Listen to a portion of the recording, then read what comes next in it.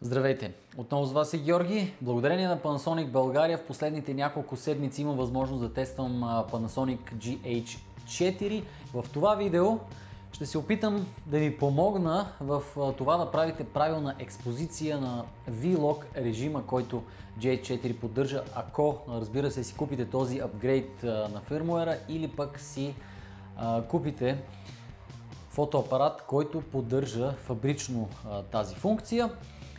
V-Log, режима, който заснема в момента при 4K видео, разбира се има го и при Full HD видеото, но сами виждате как изглежда V-Log в момента, без да е отцветен, без никакъв така наречен color grading. Ще намерите в интернет доста опътвания за това как да постигнете най-добрите резултати с V-Log.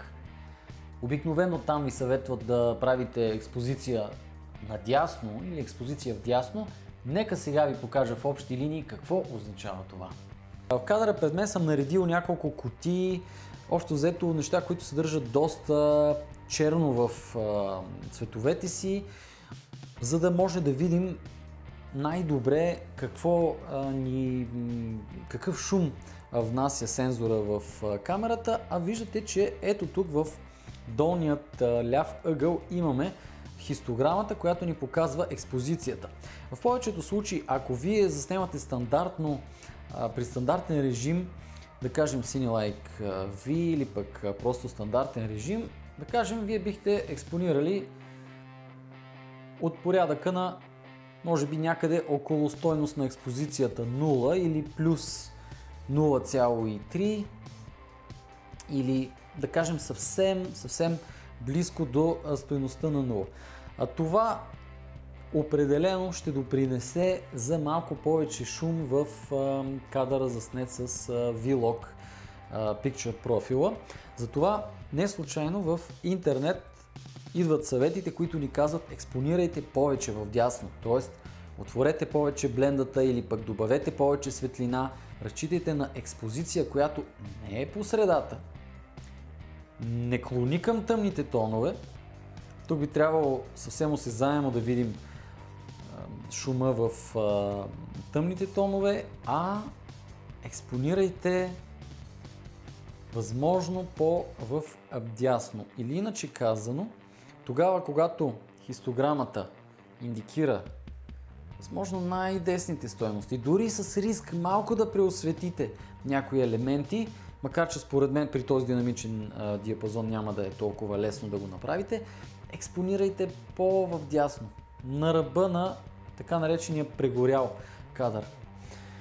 В този случай ще имате при възможностите за последваща обработка, ще можете да свалите нивата, така че шума реално да е доста по-приемлив, в доста по-ниски нива. Това е нещо съвсем обичайно.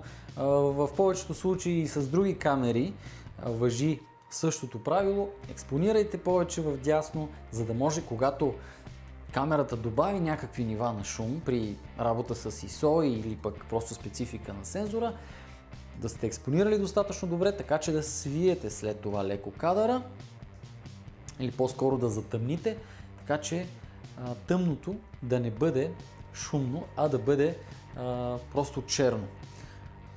Всичко, което ви казвам в това видео, всъщност е с цел да ви покажа, че използването на V-Log не е страшно, напротив, то е много по-полезно и добро решение за видеографите, а също така и че няма причина да се разочаровате от GH4, ако видите малко повече шум. Знам, че потребителите в България виждат малко повече шум в някои кадъри и спадат в истерия. Ама как може това нещо да изглежда по този начин? Може, но можете и да приберете нивата на шум, така да се каже, и да станат в напълно приемливи граници. GH4 е страхотно видеографско решение, ще го кажа още веднъж. Неотдавна снимах доста с Panasonic GX8 и въпреки, че има много качествено 4K видео или Ultra HD видео, трябва да си призная, че с него снимах повече снимки. докато с GH4 снимам основно видео и съм повече от впечатлен от неговите качества. Аз съм подготвил още няколко кратки клипчета за него, с които се надявам, че ще ви дам малко повече и полезна информация за неговите възможности и няколко съвета как да го използвате по-добре.